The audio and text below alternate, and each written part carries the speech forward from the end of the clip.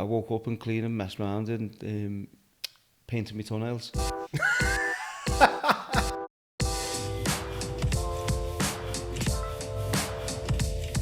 Let's kind of start with the fact that this was going to be your first international tournament as a player. But what was the first international tournament where England were involved that really grabbed a hold of you?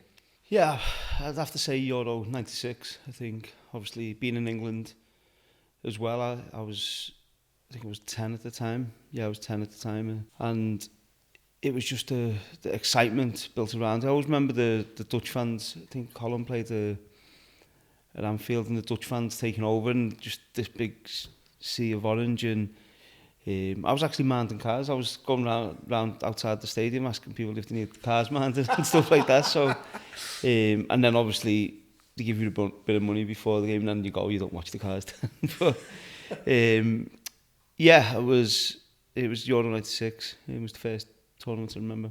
So Gazza gets the goal against Scotland, and I've got this vision now of a young you out in the garden or on the street trying to put Colin Hendry on his backside just like he did. Yeah, no, I think obviously at the time Gazza and Shearer for me were my two favourite players for England, and watching them, but you can feel the excitement. Obviously, it was my first tournament really I remember in terms of England, and that excitement was excellent, and going out trying to imitate what the players were doing, and there was a real good feel factor as well across the country, I think. It's only 6 years later that you're 16 and you're making your debut. I mean, we all kind of focus on the goal that you scored against Arsenal, but you actually got an assist first time out, didn't you, in Everton Blue? Did I? You did? I can't remember that. Yeah. Yeah, well, I think a lot of people think the Arsenal game was my debut, and I played quite a few games before that. Actually, I started the first game of the season against Tottenham. That's where the assist came. In the August. And then, I played quite a few games. I'd scored 2 goals before the Arsenal goal in the Cup against Wrexham. But my first Premier League goal was Arsenal, so I played, it must have been 10, 15 games before the Arsenal game. Yeah. Did you feel straight away, this is me, this is a bit of me, I belong here, I'm ready? Or were there any thoughts in your mind of kind of what am I looking for? It's a welcome to the Premier League moment where everything kind of hits you, or was it just something you kind of took into your stride? No, I felt I belonged there, and I was on the bench against Southampton the season before for Everton, and Moisey didn't bring me on, and if he brought me on, I think I would have been the youngest player in the club's history, which at the time was Joe Royle. But he didn't bring me on, and then we had Blackburn at home last game of the season. But I'd been called up to England under 17 European Championships, and at the time I was devastated because I wanted to play for Everton in that last game of the season, but I didn't. I went with England, and then I obviously done the pre-season with the first team and felt comfortable, felt at home, and was ready really. We'll get to England straight away, but when you scored a goal against Arsenal, is that the biggest adrenaline rush that you'd ever had at that point? And has it ever kind of been beaten? Yeah, no, it's obviously different goals give you different feelings as well, and it depends on the game. But scoring my first goal for Everton in the Premier League was such a special moment, and I've said many times that I wanted to score as a 16-year-old. Always wanted to do it, and that was my last game as a 16-year-old as well. So I was turned 17 a few days later. So yeah, it was just the celebrations, and obviously I knew all my family were in the crowd as well, and it was just a special moment. So you watched the World Cup in 2002, and we've got a good team.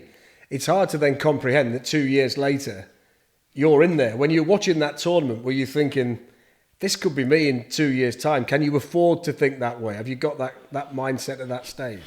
Not really. I always, wanted to play for England and loved watching the tournament. It's mad. I was only last year that I realised that I played in the same qualifying campaign as David Seaman, because he started the qualifying campaign, I think, for Euro 2004, and then he retired or he got left out of the squad, whatever. So I played the same in the same qualifiers as Seaman, which seems a bit mad. But yeah, watching the tournaments then, really from 2002, from that World Cup, everything, fast forward, everything went so much quicker than probably expected. What did that feel like? You know, when it's moving that quickly and everything's kind of rushing around and you've moved from A to Z so quickly. I mean, that must be, is it a whirlwind? Have you got time to ever sit and take a breath, or do you just kind of get swept along with it? Get swept along with it, really, I suppose. And going from England under-17 to the European Championships to then England first team was mad. Didn't play a game for the 21s. It was just bypassed all that and went into the first team. And I always remember Moisey. We went out to train and he come out and said, "Oh, you've been called up for England." And I thought it was the 21s, and then he said no, it was the first team, which was mad. It was like, didn't expect it. And then I think Sven was experimenting a bit. It was the one game he changed the full team at half time, and we had Franny Jefferson in the squad, which was good, obviously being from Croxteth, where I'm from as well, and we went to the same school, so that was obviously good and helped in terms of me going and being around the first team players. Yeah, that was only 4 months since you scored the goal past David Seaman. That's how quick it was moving at the time. When you were told by the manager that you were in, what's the first thing that you did? Did you go to an office and make a call? I mean, I presume mobile phones weren't exactly all over the place at that point. Yeah, no, I think I told my mum and dad and Colleen, their parents, and that was it really. I was delighted, I was buzzing. I was in the England squad, and I was the night before actually. I was in Colleen's parents' house, and I was meeting up the next day. And I fell asleep in the afternoon. Back then, before kids, I used to like to have a sleep in the afternoon, and I woke up and clean and messed around and painted my toenails. What colour? I don't know what colour. It was only like a see-through thing. It had bits of glitter on, but I didn't realise. So I got in the shower, went to bed, got in the shower the next morning, whatever, and it was only when I got to England I'd seen it. So I've turned up with my toenails painted. So I think if anyone looking at me when we got in the shower after training and stuff must have been thinking, what is he doing? So yeah. Did anybody say anything? No, I don't think anyone said that. I went mad, the phone cleaning went mad, but yeah, so that was me first trip. I can't imagine that. Yeah. I bet you now somebody's saying, can you remember when he turned up with his toenails painted? I bet that conversation. It was a nightmare. The first trip was a nightmare actually. I had that.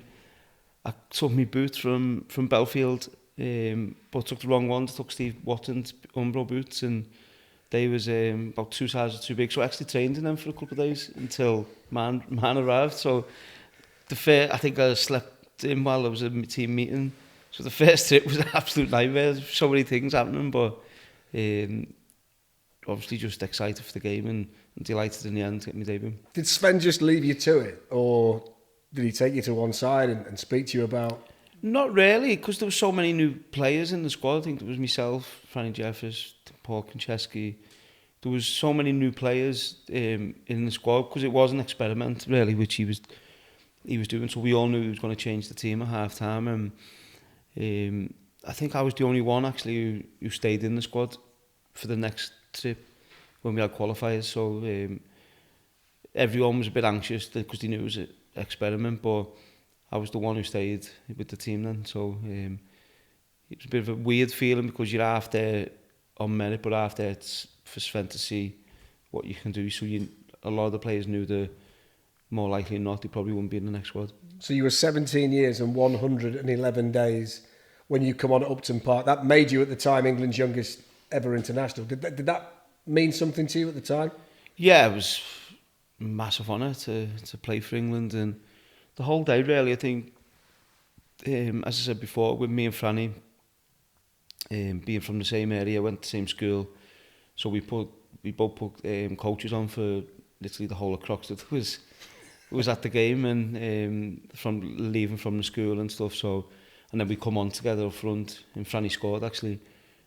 So that was a great moment for the area as well to have the two of us doing that, but to come on was such a massive honour, and to play for England and be part of it, and then obviously the rest carries on from there. But that first game was always a special night. As you mentioned, that you were the only one that stayed in the squad, so having Franny Jeffers there for the first one would have been great. But after that, which of the players in the England squad were the ones that kind of took you under their wing and helped you settle in? Because obviously Franny wouldn't have been there for the next one. Yeah, no, Stevie was great. Obviously, another, at the time, young lad from Liverpool. So Stevie was great in terms of settling in. And then really I was comfortable. Again, I felt comfortable being in and around the squad, and I very quickly got into the team and was starting all the games as well, and wearing number 9 for England at the time. So I very quickly settled in from that point of view, and once I was settled in, I was lively, bubbly, probably annoying to the other players, whatever. But yeah, Stevie was great, certainly that first year. Were you fine on the training pitch straight away with them? Because I've spoken to some players in the past who have said when you kind of get out there's that realisation that this is an all-star game and it takes a bit of settling in. Were you able to just go and be yourself right from the outset? Yeah, I was fine. I think I scored a goal against, I can't remember if it was David James or Paul Robinson, and I think I've gone past a few players and chipped them, and all the players stood round clapping and stuff. So that was in my first few days of training. But yeah, that's where I felt at home. That's where I was most comfortable on the pitch and on the training pitch. So for me, the more training sessions, you just wanted to be on the training pitch, training and playing. And you've got people around you that have been there for the duration as well. We're sat here doing this today. Paul Stretford's here, has been with you along the journey. Colleen's been with you right from the start. You've got a close family around you as well. Having that support network that you can trust, that were there right from the very start, how important is that bubble for you to make it easier to achieve what you've been able to do? Yeah, it's really important. That's your life, basically. So I think if you look at... Not everybody has it though, do they? There's a lot of times you see that become fragmented over time. Yeah, I think what you have is you're a football player and you're in the public eye and etc. But the minute I come home and I'm here with my family, my wife and kids, or you're going for meals with friends and stuff, that's your normality. That's your life away from football, which I've tended to keep pretty normal, really, as much as I can do. And yeah, I've done people around me which you love, your family, your friends who are really close, and there's not hundreds. Like I see young players now, and when they go to a photo shoot, or I've been there when some players are doing photo shoots and there's about 50 people with them, and it's like a boxer's entourage, isn't it? It's crazy. Now, yeah. and I look at it and think you can't have that many close friends. It's crazy. So yeah, just being quite normal and having them close family and friends around has always helped. What about the first England goal then, Macedonia? Yeah, I don't know what the keeper was doing, to be honest, but I'd take it. Obviously, it was went up to Emil. He's knocked it down for me, and I just thought I'd try. I didn't catch it well, and yeah, the keeper made a mess of it. Really, he should have saved it, but it went in, and yeah, my first goal. Still got a signed picture in my house, which all the players from that squad signed, and again, same as the Everton goal, great moment and a great feeling to score my first goal for the country. Do you keep stuff? Have you got? Yeah, the stuff you keep, I think, from finals, and obviously your medals, and like that goal, as I said, it's done me like a big picture of me celebrating, and they all signed it. So there's things like that which you keep, yeah, and it's good now, obviously, when the kids look back at that, and different things, different moments, to what you keep as well. How satisfying was it, even though you probably expected it to come based on how it was going for you? How satisfying and how does it feel when you're officially announced in your first tournament squad for Euro 2004, as you say, at a time when everything was moving remarkably quickly in general? Yeah, it was unbelievable feeling, and I think getting announced in it, but then getting announced as the number 9 as well, was such a huge honour.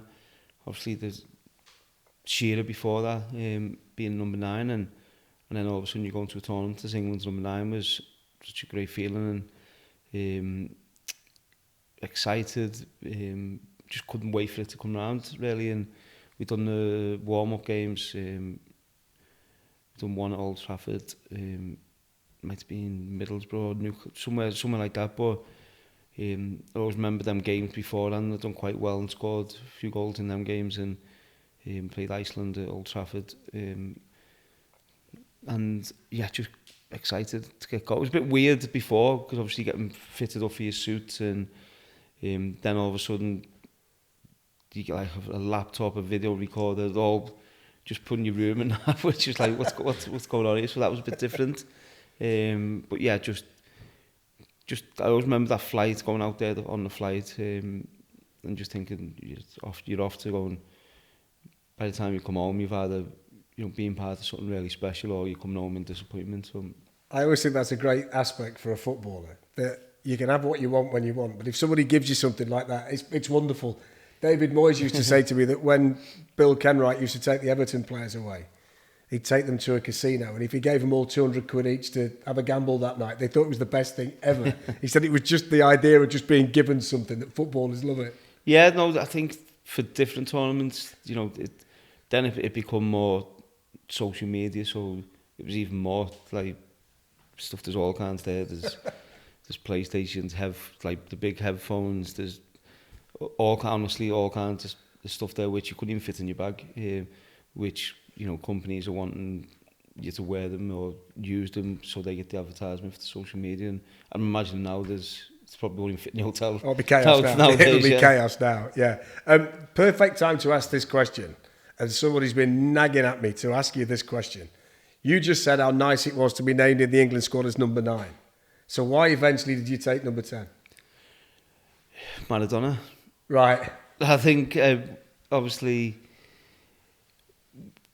I weren't growing up watching Maradona, but that type of player. So in England, growing up, the biggest player or the best player really was, and certainly as a forward, was him being England's number 9. I think in the Premier League that was always the case. But I used to love, the players in number 10, and especially Maradona. That was, they were always the flair players. And Michael Owen at the time was number 10, and Van Nistelrooy, when I went to Manchester United, was number 10.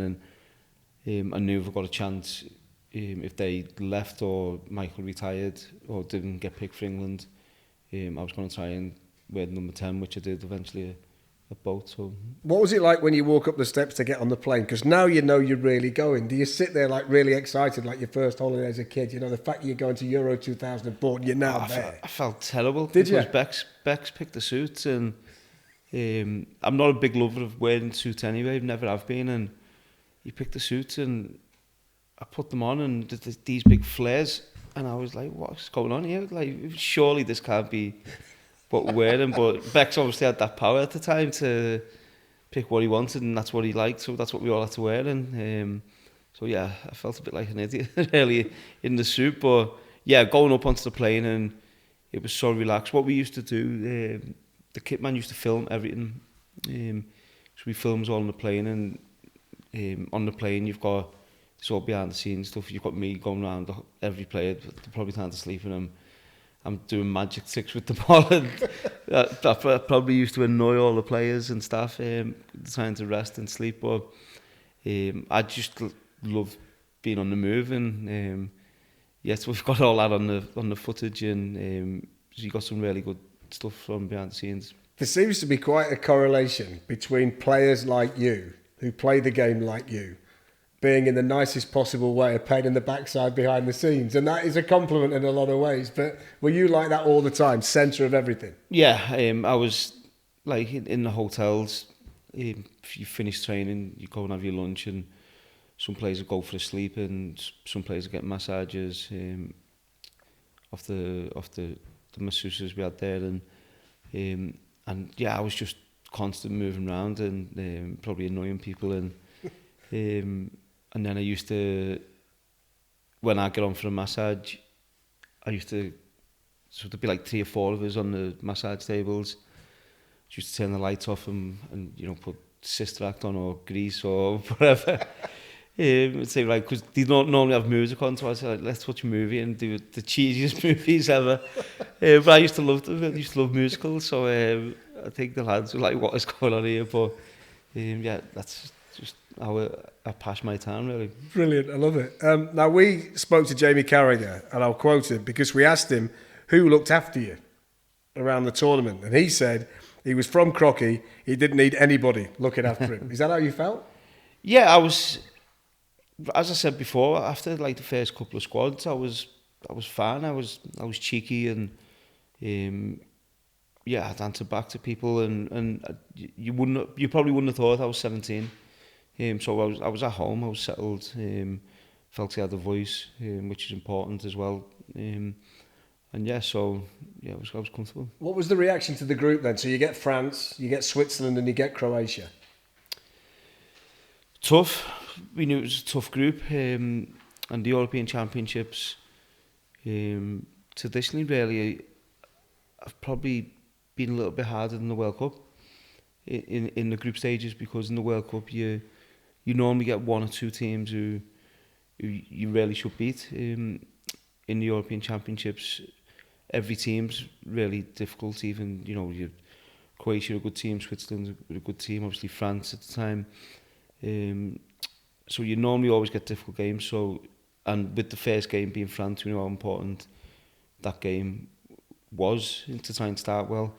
Obviously, when we go on to that, we didn't in terms of result, but then obviously the next two games we must win. Yeah, let's focus on France. That was the first game. Defending European champions, world champions of '98. Their starting lineup for the match, when I saw it, I'll read it out. Barthez, Lizarazu, Gallas, Thuram, Sylvestre, Vieira, Makelele, Pires, Zidane, Trezeguet, Henry. I mean, that's the lineup, isn't it? Yeah, no, there was a great team, and I think performance-wise, that was one of the best performances as a team I felt against France. Obviously, we went on and lost the game, but thought we played really well in that game, and probably deserved to win the game. It was only the last few minutes, Zidane comes up with 2 goals, and you lose the game. And I always remember, so I think I would have got played the tournament if we won that game, because I went off, it was 1-0. And I think they were preparing to give me the man of the match trophy, which if I got that, I would have, back then, the player who had most man of the matches gets to play the tournament, right. And I would have ended up with that. But then Zidane scores 2 and they give it to him, so... but it's yeah, not a bad fella to move. Yeah, to no, exactly. Out, is he really? Exactly, but yeah, no, I think looking at their starting lineup, I think you could be forgiven for any young player maybe to feel a little bit intimidated by the amount of players they had. But I never felt that. I had belief and confidence that we win the game, and just wanted to really go and play and show what I could do at that level, really. Can you remember what Sven said to you before you went out? Did he give you any personal advice, or was it more of a collective? I think he realised quickly that I probably didn't really need to do anything to calm me down or settle me down emotionally for the game. I think what it was Sven, it was more Ray Clements at the time, and Sammy Lee. They come up to me before every game and say, "Keep your head," which used to wind me up even more, because I used to think, why? Because they knew it was going to come, so they used to keep your head. And but yeah, that was it really. Nothing special, no special instructions, just what we worked on tactically. You went ahead, Frank Lampard scored. I remember I was in the stadium, I covered the tournament too. And I remember thinking, this is going to tell us a lot about just how well this team can do in this tournament, based on the fact how difficult the starting game was. That must be a really big moment for you as a group when you go ahead and all of a sudden think, right, now we've started, we're on the move, we've got the lead, here we go. Yeah, it was obviously, you go 1-0 up, and we felt comfortable. I always felt as a team we felt comfortable. They weren't really hurting us, and I think we looked at like the team, if anything, he was going to go and score the second. So obviously we had the penalty with Bex, but yeah, and then I remember Sven took me off and going on the sidelines and looking at the clock. I think there was, I can't remember what it was, but there weren't long left, and then as soon as they get the free kick, thinking that's it, he's going to score. It's Zidane. Yeah. And then obviously he did. He put it to the opposite to David James' side. James gambled, and then the penalty in which you know, we didn't have to. Firstly, we had Zidane taking, and secondly, we had David James in goals. Double I don't think ever dived the right way for a penalty. I used to say to him all the time, like, how could you dive the wrong way every time? So he's massive as well. Yeah, so we more or less knew the game was done as soon as they got the penalty kick. Yeah, and if I kind of take you back into that game, two things stick out for me as an England fan when you Zidane and smashed Lilian Thuram. Yeah, no, there was a few moments, yeah, and you had my phone, I had loads of messages off my mates. So I'd done that with Zidane, and which it's crazy that, you know, probably a few weeks before I was doing that with my mates where we lived, and then you're doing it against Zidane. Did you think about it beforehand? If I get the opportunity, I'm going to do it? No, or is it instinctive? Yeah, it just happened, yeah. And then with Thuram was probably a bit more premeditated. He'd said a few things before the game, and I just wanted to... Basically, he didn't know who I was, and I was too young to come to the tournament. I shouldn't be at the tournament. So I always knew if I got an opportunity and I could leave one on him, I would. And I did, looking back, and now it's probably a red card. You get sent off, but thankfully didn't have VAR then days. What did that feel like when you do the Zidane pirouette and it works? Do you just then carry on, or is there little moments in your mind where you think, "Whoa, look at that"? I honestly don't know. I think I'd stop actually and make sure everybody had seen it. I don't know. I'm Meg Zidane as well. Yeah. I don't know. So I'm Meg Zidane as well, and so yeah, it's probably more after the game when you're looking back and people are sending you clips of it and stuff. So at the time, I didn't really think too much about him. What about him though? When you kind of think back on the players that you were fortunate enough to share the pitch with, is he right there? Yeah, there's him, Messi and Cristiano, really, for different reasons, obviously. But Zidane, growing up, I remember the goal in the Champions League final, his left foot volley, and watching him play for many years, and then playing against him, and just how easy things look to him, both feet, and his touch, his control, how he controlled games and the tempo of the game, and you know, it was incredible really to be on the same pitch as him. And he won the game for France, but looking back to share a pitch with such a legend of the game was incredible. What was it like after? Because you'd done so well. I mean, the game was there. I remember leaving the stadium conflicted because I was thinking, I kind of seen what we can do, but I'm wondering if it's going to be the same old story again as an England supporter. What were you all feeling like as a squad? Because you must have tried to take a lot of positives out of what happened. Yeah, it was tough after the game. I remember the next morning, actually, so we go back to the hotel and everyone's down, and I always remember the next morning we were the lads who started the game, we were all in the ice bath, and like talking about the game, and I think it was me actually who said, well, that's gone, so we've got 2 games left, and we will win these 2 games. We're better than Switzerland, we're better than Croatia, we'll win the 2 games, so let's look forward to them. So, because I could feel it, and probably being new to a tournament football, I was like, okay, we got beat to France. There's no shame in that. We move on, and we've got these 2 games coming up, which we can win. And they were big games, big pressure games. We had to win. But yeah, but we couldn't. What we couldn't do and afford to do is sit there and feel sorry for ourselves. Do you think that's because you didn't have any scars from? Maybe, yeah. And I was just excited for the next game. Yeah. To come and keep it coming. Yeah. So. Yeah, probably, and I think the other lads who've been through previous tournaments, maybe thinking, here we go again, and stuff, where I was actually thinking, right, we knew getting a win or even a draw against France at the time was a positive result, but even a draw, we would have had to go and win, you know, or at least get 4 points, probably had the next 2 games. So I think it was like, okay, let's go, let's forget about that game and move on, and we've got 2 games left. You mentioned that David Beckham missed a penalty in the game. He was captain as well at the time. What was he like as the England captain? You said maybe the choice of suits could have been better than it was for that tournament. But what was he like, and what was your relationship like with him at that point? Bex was brilliant, quiet. He weren't a shouting as a captain, but you see his aura about him and his character and experience with tournaments as well. And yeah, he was great as captain. And you had other players around that. Guy Neville was more vocal, if you like, from that point of view. But yeah, Bex was a really good captain and got on really well.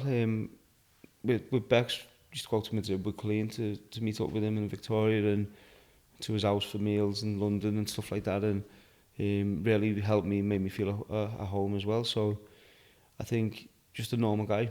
I think obviously his status throughout the world is huge, and but he probably had 2, 3, 4 lads in the dressing room come close to, and I was close with Bex. I find that whole group fascinating because we kind of throw this statement of the golden generation around, which is fine, but it was just a really good collection of footballers if you think about it. Whether it was a golden generation or not, it was a fantastic group, the majority of which were probably the alpha male in their club to a large extent.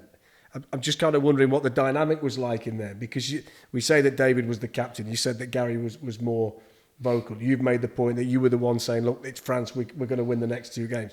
There are a lot of people in there that would lay claim to leadership, or it was a real mix of individuals who'd be prepared to stand up, wasn't it? Yeah, and well, just going before that was when there was obviously talk about the team going on strike before the game in Turkey, and with the situation with Rio. Yeah, and I remember I was in the dressing room and I remember thinking, what is going on here? Like, this is so strange. And shop steward Neville must have been involved in that. I'm sure. I can't say too much, but I'm sure he was. But yeah, and I remember all that happening, and so I knew there was a lot of, leaders in that dressing room, and it was fun. I've heard many times about, the cliques and I didn't see that at all. I think I helped actually with, because I was really good mates with Lampard, with Ashley Cole, got on really well with Steven Gerrard, Carragher, the United lads. So I think I helped in that, but if there was cliques, it probably must have been a lot more before I come in to the team. Because when I come in, it weren't like that. It's an interesting aspect because we heard about that for so long, didn't we? Liverpool plays over there, Manchester United plays over there. And from what I heard, it was more the Man United players. Right. There was quite a lot of them, and they'd be one end of the table, then you'd have the Arsenal players here, because at the time there was a rivalry. But certainly when I got in the squad, that wasn't there. And then the players become so close to eventually when I was captain, which I tried to bring in then different things to help. I felt that the media should have been in the team hotel, the lead editors should have been in the hotel with the players, because they would have got insight and seen actually how much it means, which then Gareth, I spoke with Gareth when he came in as England manager, and he's then taken that on, which I feel has been a great success. Yeah, it's fascinating. Were you able at that point, in the cold light of day, to assess how you felt you'd done personally in the game against France, or were you just too concentrated on the bigger picture? Yeah, as I said, the night of the game was frustrated and disappointed. Can you be pleased? I think what I'm asking, can you be pleased on a personal level, even though you've lost? No, I was firstly frustrated because I got took off, which I get obviously Sven thinking the game's done as well, and so I was frustrated with that. But then, did you speak to him about that? Disappointed. Yeah, so why'd you speak? Yeah. So and again, I was cheeky to all my managers, and I'd say if you leave me on the pitch, we don't lose the game. Just like that. So, which we probably knew that. We probably would have. But so yeah, I wanted to play every minute of every game, but more disappointed in the end that you lose the game, and so that's that evening. You go back, you have dinner, you go to bed, and the next day we're by the pool and we've got the ice bath set up, and the other lads who didn't play were doing a training session, we were doing a recovery session, and we were talking about the game, and it was like, let's move on. We've got 2 tough games, but we're better than these 2 teams. We'll win, and that proved to be the case, obviously. Yeah. Just to kind of wrap up this one, because we're going to move through the tournament, but the France team that I read out before we spoke about the match was kind of a combination of the new version and the one that won the World Cup in 98. They were a little bit transitional, but a load of great players. When you think back about the best international teams that you played against for England, which one would stand out for you, do you think? Well, that team was certainly up there. I think the Germany team as well was really good in 2010, I think it was. Yeah. They had a really good team. They destroyed Brazil in the World Cup. Yeah. No, that was 2014. 2014, yeah. Yeah, but then I think they had players like Ozil coming through. Schweinsteiger just coming through. And they'd had that ridiculous under-21 side. Yeah. About 6 of the World Cup winning team had won the Euro. But yeah, I'd say that France team was probably the best team, actually. Despite a last-minute defeat, it didn't all end doom and gloom for England. We'd played well at times, and in Wayne Rooney we had a player who showed he could take on Europe's best players and make it look like he was playing against his mates.